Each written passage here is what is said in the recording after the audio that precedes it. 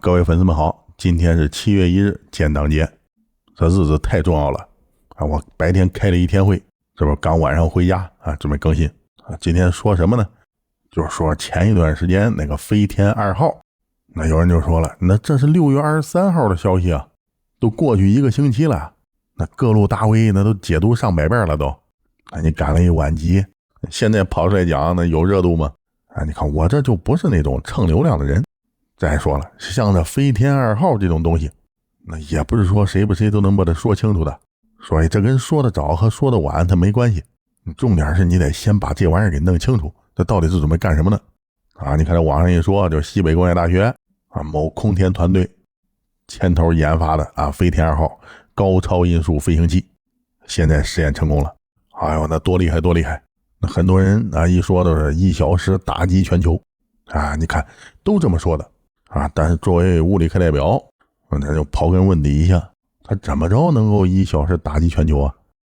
你看他后来就有人写的文章就说了那飞天2号那速度快嘛，临近空间，那只要发射出去就能攻击5000公里外的预警机还有那飞机，那比那霹雳15厉害多了，那霹雳15才能打多远？那不就200公里吗？这飞天2号以后要弄成了就能打5000公里外的飞机，而且那1个小时之内全球哪儿有事儿平哪儿说打谁打谁你说你听完这话之后，你说他说的对吗？也对但是你还是搞不清楚这飞天2号到底怎么打的。那1小时打击全球，那东风441也可以那咱为什么还要搞这飞天2号呢？说是5000公里外的预警机空中加油机，那飞天2号一上天就能把它给打下来，那给你的感觉那这是超远程空空导弹，那它一会儿怎么变对空导弹，一会儿又能承担弹道导弹的责任？所以这飞天2号到底是个什么玩意儿它怎么个1小时打击全球？你看完这网上所有的文章，那很多人都搞不清楚这事儿它不怪大家，毕竟这飞天2号这太专业了，它不是说谁不谁都能讲清楚的我为了研究这飞天2号，但那论文我都看了10几篇你别管我看懂看不懂吧，起码我看了，但是你看完论文你都能讲了吗？显然不行。为什么？因为这论文那专业术语太多，什么变攻角自主飞行，变推力加速，什么火箭机组合循环发动机 RBCC 你这都什么玩意儿？所以你要单念的论文那也没意思你看像我这样的是不是人类各领域问题研究专家最大的本事不是说自己能把什么东西看明白，而是说把那大家都看不明白的东西给它讲明白。更恐怖的就是把自己都看不明白的东西讲明白这就是我核心竞争力。有人说了，我靠，你都不明白你得讲明白，那不是胡扯吗？开玩笑你想这世界上哪还有我不明白的事儿你不想我是谁？你大不了我问豆包嘛。好了，咱不开玩笑，正儿八经的说一下这飞天2号到底是个什么东西。首先说实话，这飞天2号这个思路它不是咱提出来的，毕竟咱属于的后发现代型国家，就一路弯道超车追上来的。你像这飞天2号这种东西的概念，那还是人家大漂亮当年提出来的什么时候提的呢？就本世纪初，大约就是2005年左右那时候说实话大漂亮的天下无敌，你说谁敢跟他打？谁也打不过他这当年电子战里我讲得很清楚为什么大漂亮就突然牛逼了，就是因为它的战争形态改变了，它是人类历史上第一个从传统战争进化到电子战与信息战的国家。你想这就属于战争的形态已经改变了已经进化了。你看进化后的那打进化前的那就一打一个准儿你就比如这前2天巴基斯坦和那印度的武器空战这就是很好的例子。那巴基斯坦那全都是数据链，信息战电子战，那印度呢还指望着单一武器的性能要跟那巴基斯坦拼这就明显是属于2个时代的战斗了。那在信息战与电子战面前，那印度一败涂地，就连那阵风战斗机那说被干下来就干下来了。那同样半个月前，那伊朗和那以色列的这次战斗那一样也是电子战和那传统战争的碰撞。你比如最后那美国派那 B-2 轰炸机用的 GBU-57 钻地弹把那伊朗的核设施给炸了这个事儿，当天晚上不仅有 B-2 轰炸机，那还出动了100多架电子战机啊！你看我说的电子战机啊，它是广义上的，那包括有 F-35， 还有能发射反辐射导弹的 F-18， 万里奔袭，把那伊朗的防空雷达还有那防空系统完全压制了，才保证了这 B-2 轰炸机精准打击伊朗的3座核设施。所以说这电子战和信息战就是人类到目前为止最先进的战斗形态。你想这本世纪前几年，那大漂亮作为第一个进化完成的新型战争形态国家，你可不是天下无敌吗？说实话呢，以前大漂亮它没进化成的时候，就上个世纪80年代的时候，咱一点都不怵它。你想咱打越南战争的时候，那全世界在旁边伸着，你想咱都属于那传统战争的巅峰，但是那大漂亮一旦进入电子战、信息战时代，那咱就不行了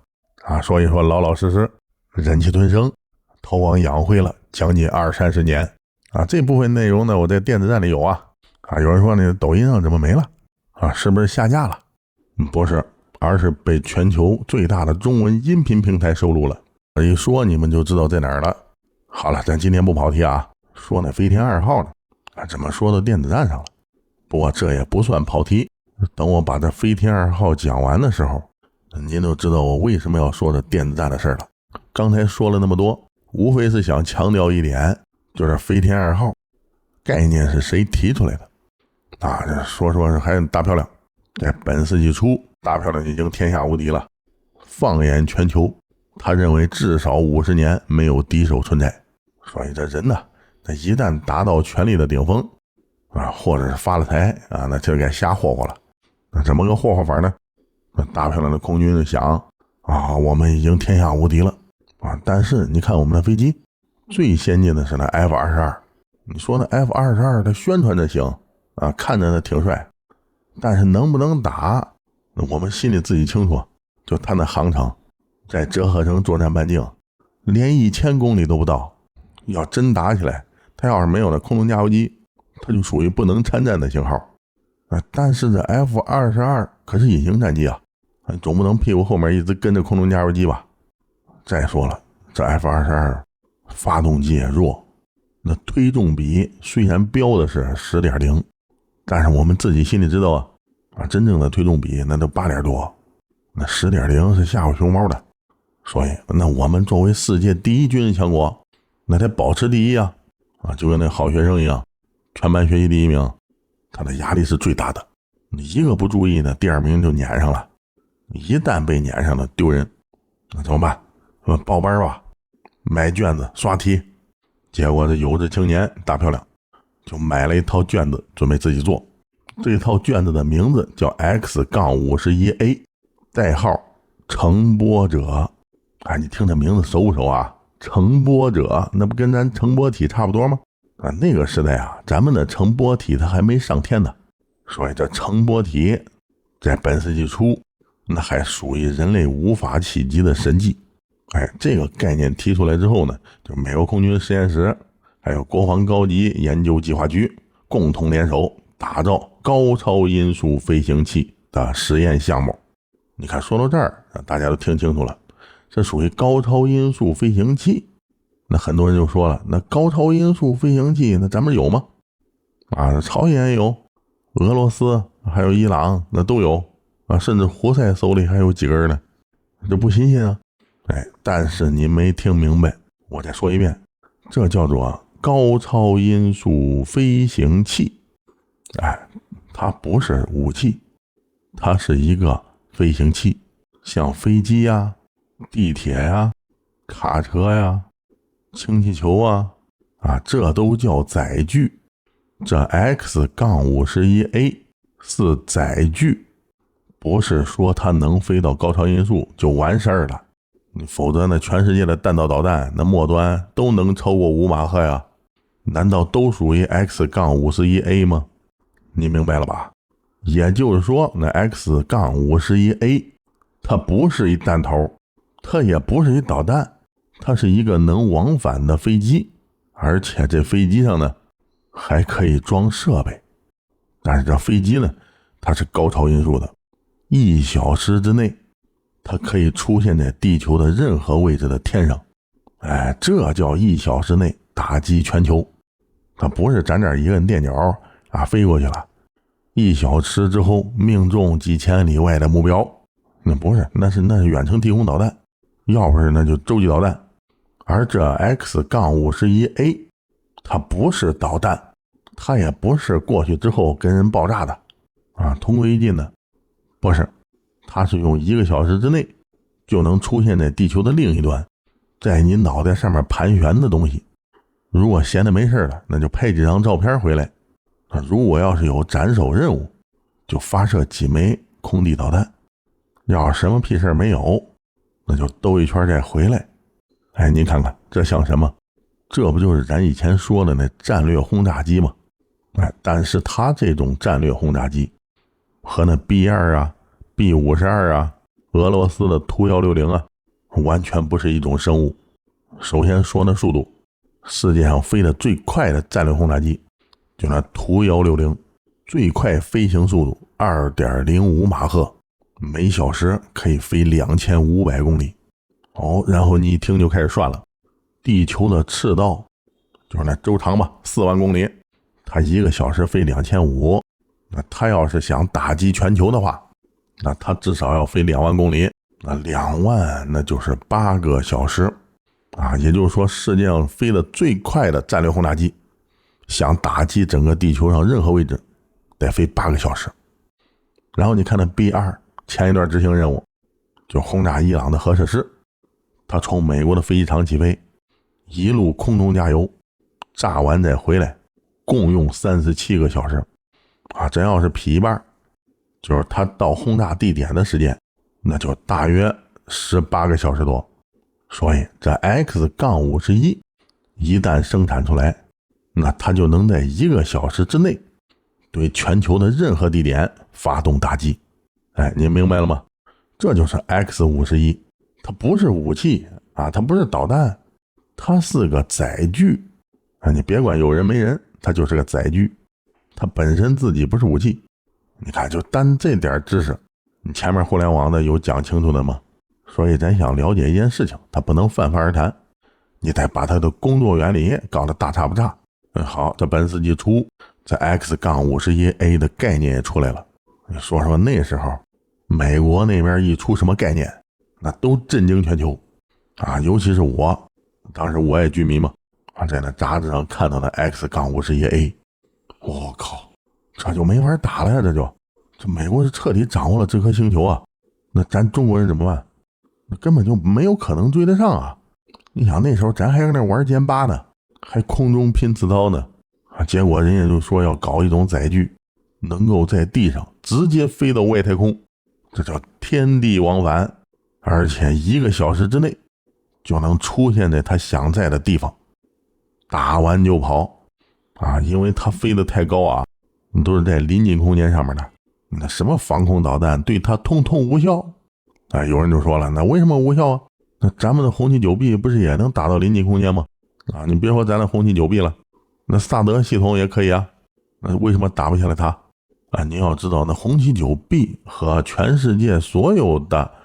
例如萨德呀爱国者3那都叫反导系统，他们是用来反导的。在那临近空间有一枚高速行驶的导弹，那这全球的高端反导系统还真有可能把它打下来因为呢导弹的弹道基本上固定即便是碰到了具有自主变轨能力的导弹，但是那它还是导弹，它那变轨的机动性不会太大也就是说这枚导弹从河南飞到日本东京，它不管在临近空间怎么变轨，但是你能知道它的目的，最终它是要靠近东京的，而且它那变轨的幅度左右横移也不过那几十公里，所以能拦下来但是这 X-51A 它不是导弹，它是载具你就像飞机一样，它飞起来之后歘去东京了啊，你认为它要打东京，所以呢反导导弹都立起来了，你等着这 X-51A， 结果你什么都没等来，哎，怎么不来啊？那后来一打听，这 X-51A 中途变卦了啊，不去东京了，东京太热啊，我飞大阪了啊，你看你这怎么办？你大阪的导弹也立起来啊，那他主意又变了啊，大阪我也不去了，物价太贵啊，我去夏威夷吧。那好家伙，他奔美国夏威夷去了啊！你说你碰见这东西，你能弄反导导弹把它拦下来吗？那就不可能啊，因为它就没谱。导弹那就得有弹道，而它只有路径啊，所以说这 X-51A 有3项恐怖的技能。第一就是飞得高，在临近空间飞行啊。什么是临近空间呢？就是离地面30公里到离地面100公里之间的位置。你想这么高，你抬头看天的都是黑色的，就快出大气层了。在这个距离上，人类的防空导弹够不着，而且那战斗机也够不着啊。你看去年嘛，咱们有一气球啊飘到美国了，那开始离地面就2万米，20公里，完了，你整个美国没有人能把它打下来了，说是太高了，战斗机都够不着，就连那最猛的猛禽 F-22也够不着啊，那才20公里。后来这气球一看，这美国的不行啊，那我飞到2万米，它都没人打得下来，那要么我放点气儿，飞到18000试试。啊，结果这气球呢就莫名其妙的放气了，自动降到了18000米啊，就离地面18公里处啊，又平稳飞行。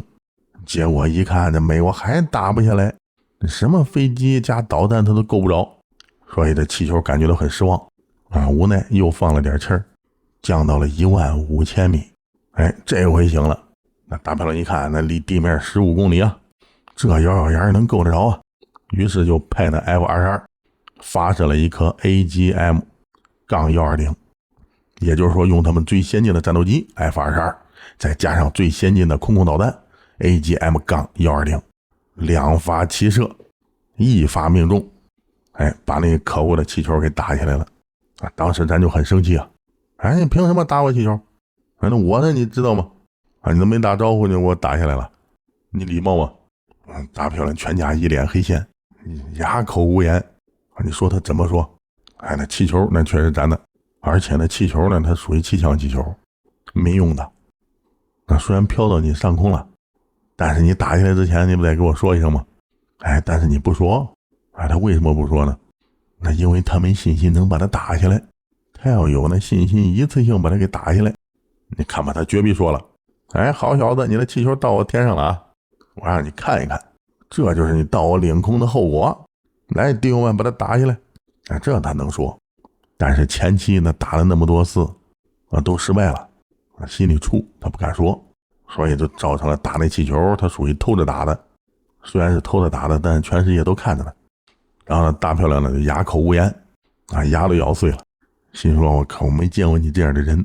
哎，这么一来二去，那美国能够击落最高的飞行器，那数据不就出来了吗？15000米，也就15公里，再高啊，在美国上空都是安全的。所以说今年啊，咱们的飞天2号出来了，中国版的 X-51A。那有人就问了，那美国的 X-51A 这现在怎么样了？说实话啊，这美国人用了20年的时间，证实了这 X-51A 性能极其强悍，但是在研制过程中遭遇了诸多难题，解决不了。尤其是这冲压发动机与机体一体化的设计存在不可调和的矛盾，导致机波运动计算错误，进气道无法正常开启。由于一系列的技术原因，多次试飞均告失败。于是基于以上原因，这美国的 X-51A 于2020年2月10日正式宣布下马啊，下马什么意思呢？就不让你骑那马了，就变步兵了啊，说白了就弄不成啊，弄不成不弄了你看讲到这儿，有人就说了，那靠，那美国人都弄不成，那咱怎么弄成了？这难道咱比那美国人还厉害？哼哼，那厉害的不是一点半点啊！下面呢，咱就讲一讲那咱们的飞天2号有多厉害啊！在讲之前呢，我先提一下，这个飞天2号呢，它属于已公开的内容，真正涉密的是它那超燃冲压发动机的参数和设计结构。至于原料、机体外形、飞行路径，可能今后会携带的装具，这个都有公开信源啊！不要说我一讲到哪儿了，说啊我搞泄密了，那不是说你没听说过，你没见过，那就是密了，对不对？只能说你孤陋寡闻，央视新闻都大吆喝了，你还认为是机密？那真正的机密是那超燃冲压发动机的结构和工作原理啊！你看这块咱绝对不碰啊！我想碰我也不懂了，对不对？我要懂的话，我就变科学家了，我就那就太危险了。好了，下面咱根据公开信源描述一下这飞天2号到底是怎么使的。那首先啊，这飞天2号是咱们自己研究的，跟它的 X-51A 啊没什么直截了当的关系。那毕竟呢，美国人做的情报工作也很好啊，他不会把图纸交给我们。例如说那 X-51A 它设计的路径呢，就是一飞机长得很科幻的飞机，最好是能在跑道上自主起飞，然后再加速到超音速，然后再加速到高超音速的状态啊！你这玩意儿它就叫自主飞行了啊！你想，如果是这样，我可能1小时打遍全球，打完了自己还飞回来，降落到跑道，那不就飞碟吗？但是美国人他弄不成，为什么呢？因为那飞机啊，在地上滑道起飞，那是最耗油的。第二呢，空气阻力最大。第三呢，就是那发动机，它得从那低速发动机，然后逐渐变为高速发动机，然后再逐渐变为高超音速发动机。那高超音速发动机就是超燃冲压发动机了。所以这样的发动机，那人类目前造不出来。那咱们中国是怎么解决的呢？就是这西北工业大学这波年轻人一帮学生可以说都是我的粉丝，在听我节目的时候也得到了我神一样的启发结果晚上一拍脑袋，想起招来那飞机为什么要在跑道上起飞呢？那跑道多贵啊，而且还容易受到攻击，那别人把你跑道一炸，那你什么飞机你都起飞不了。那旁边就有人说了这飞机自古以来它都在跑道上起飞的，那它不在跑道上起飞呢，它怎么飞起来？你总不能拿弹弓子把它蹦上去吧？这么一说，灵光乍现要不咱把它给蹦上去吧？你看，这就是经常听我节目的人，思想极为跳跃于是他们就在这飞天2号屁股下面接了一根火箭就那大型的窜天猴，把那飞天2号的机体给安到那窜天猴的头上了，往那地上一立你远处看的跟那滑表一样这帮学生呢就说了那要不咱试试吧？那老师过来一看也一愣你这现在离过年还远着呢，放烟火。这帮学生就说了，不是飞天2号你看这下面是一火箭一会儿我们拿打火机一点，咱就往后跑，那呲儿一下就能上天。那装药量我们算好了，能发射到临近空间里，就是距地球30公里以外飞到那儿之后，飞天2号与那火箭分离，自主发动机打开，进入高超音速模式，8马赫我说的是至少8马赫巡航速度，不是那图160，那还得开加力呢咱这不需要，普普通通8马赫以上，巡航全球你说吧，你想去哪儿美国、巴黎还中东咱哪儿都能去临近空间，没有国界为什么没有国界因为任何国家的反导导弹那都打不下来，那自然就不是你的国界了。我的老师都懵了，我靠，你这么考虑的问题你关键是你的飞天2号它能飞多长时间呢？那可是在临近空间里飞，空中加油是不现实的这帮学生就说了，那续航问题那都不是事儿我们的油箱能支持着飞天2号在天上飞6个小时，就是能巡航地球巡航6个小时也就是说我们1个小时就能打遍全球了它能在天上飘6个小时，能打击地球不同目标6次。6个小时过去之后，它还能自主降落到咱们中国，加一箱油，再给它装一火箭杆，立起来，接茬飞。这玩意儿连飞机场都不要啊！你说吧，你想在哪儿飞？比如说你山顶，你把这杆儿往那山顶上一插，拿打火机一点，呲溜就上天了啊！你说你要在沙漠里飞，你把这杆儿往那沙漠里插，打火机一点，呲溜上天了啊！你说我想在船上飞，那简单，在那甲板上把这杆儿给立起来，拿那打火机一点啊，呲溜上天了。所以这玩意儿它不受跑道的限制，不需要飞机场，你就那大西北的深山里都行啊！你看那伊朗跟那以色列前一段时间打仗，那第一步就先把人家的飞机跑道给炸了。为什么呢？就把那飞机跑道炸完之后，那飞机不就起飞不起来了吗？哎，你看看，那我们听完了听闻的咱的节目之后，就感觉到这事儿得解决，所以呢，我们就设计了一款不需要飞机跑道的啊飞天2。你看怎么样？我靠，这老师一看都懵了，这妖孽啊，这属于。然后老师就问你，那这飞天2号它烧的什么玩意儿？能量那么大，能达到高超音速，而且还是在外层空间，那块它空气稀薄啊，几乎都没什么氧气了都。你们是怎么做到的？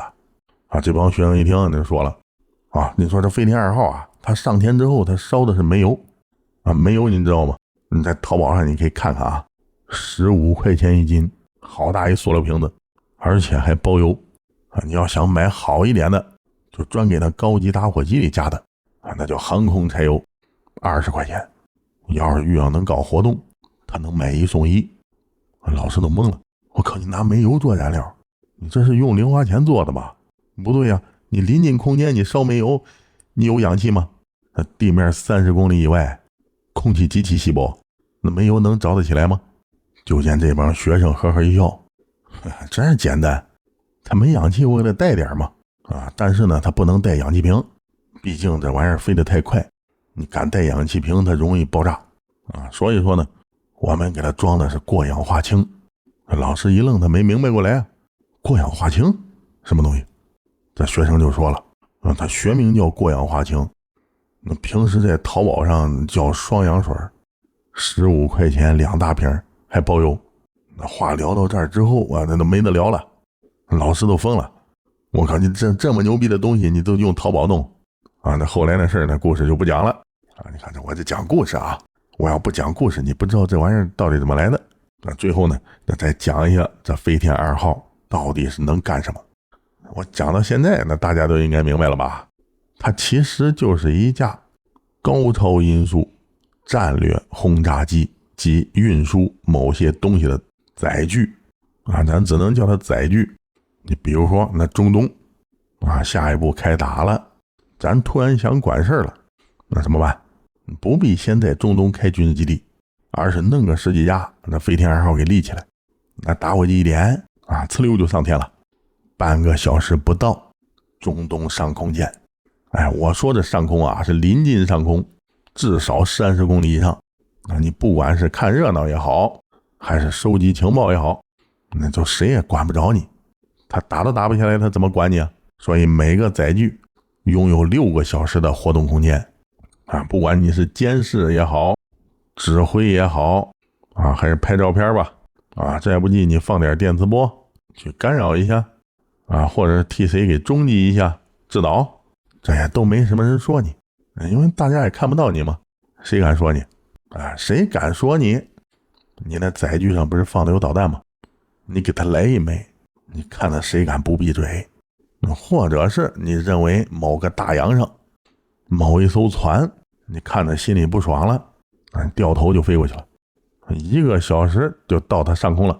啊！你可以从那载具上扔下一颗铅球啊，我说的铅球啊是比喻，你也可以扔炸弹或者是反舰导弹吧。然后你讨厌的这艘船大概率就沉了。那你说这么简单？那可不是吗？离地面30公里，你打又打不到它，它就算是给你扔一铅球落到你船上，单用的重力加速度就能洞穿你整个船体，所以它还玩什么？好了，讲到这儿就行了啊，这再讲下去就变恐怖片了啊！以上内容大家可以在互联网上查一下，说的不到的地方大家多海涵啊，但是我认为我说的没错。好了，感谢各位粉丝们的打赏，感谢各位粉丝们，我将把你们的名字打在公屏上，以示感谢。